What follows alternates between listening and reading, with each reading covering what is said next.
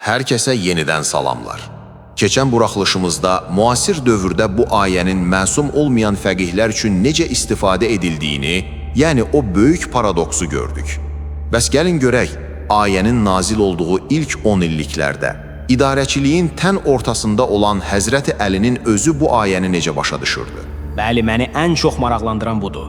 Əgər doğrudan da o məsum idisə və ayə ona mütləq itaəti əmr edirdisə, o bunu dövlət idarəçiliyində necə tətbiq edirdi, valilərinə nə göstəriş verirdi? Bunun ən gözəl və təkzib edilməz cavabı elə Şiə mənbələrinin ən məşhuru olan Nəhcül Bəlağə kitabındadır.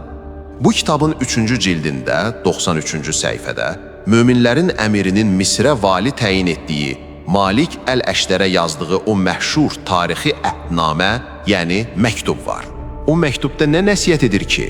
O, Malikə ixtilafları necə həll edəcəyini öyrədir və deyir: sənə çətin gələn halları, qaranlıq qalan məsələləri Allaha və Peyğəmbərə ərz et və dərhal bizim üzərində danışdığımız bu ayəni dəlil gətirir. Çünki Allah buyurmuşdur: əgər bir şeydə mübahisə etsəniz, onu Allaha və Peyğəmbərə ərz edin. Sonra özü necə təfsir edir bunu? Ardınca Əli kərrəmullahu vəchəhu əlavə edir: Allaha ərz etmək, kitabındakı möhkəm ayələrlə əməl etməkdir. Peyğəmbərə ərz etmək isə onun üzərində ixtilaf edilməyib yox, icma edilmiş sünnətinə ərz etməkdir. Bir dəqiqə, Həzrəti Əli valisinə deyir ki, ixtilaf düşəndə Qur'ana və sünnətə qayıt. Bəs niyə demir ki, mənə, yəni aranızdakı tək məsum imama müraciət elə? Əgər o Qur'anı bəyan edən, ixtilafları həll edən tək məsum idisə, Malik niyə hər şeyi qoyub tək başına kitab və sünnətdə axtarış etməli idi? Mükəmməl məntiqdir. Əgər şiələrin anladığı məna doğru olsaydı, Əlinin öz ən yaxın valisinə verdiyi bu nəsihət xətalı olardı.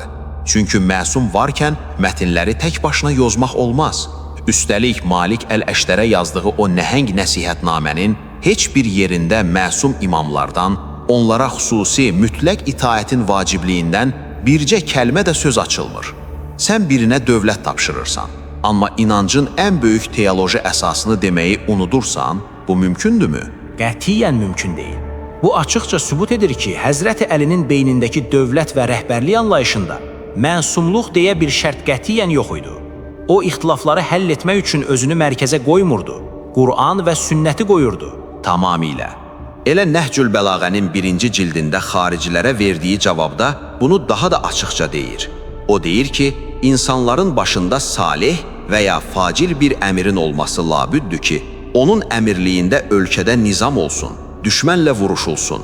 Fikir ver, mütləq məsum olmalıdır demir, salih və ya facir, yəni günahkar belə ola bilər deyir. Çünki əsas olan dövlətin ayaqda qalmasıdır.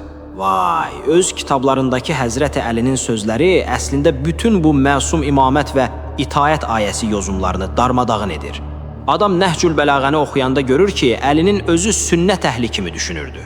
Bəs bunu oxuyan alimlər, xüsusən də müasir şiə tədqiqatçıları necə susa bilirlər axı? Susmurlar. Bax, elə ən böyük zəlzələ də buradadır.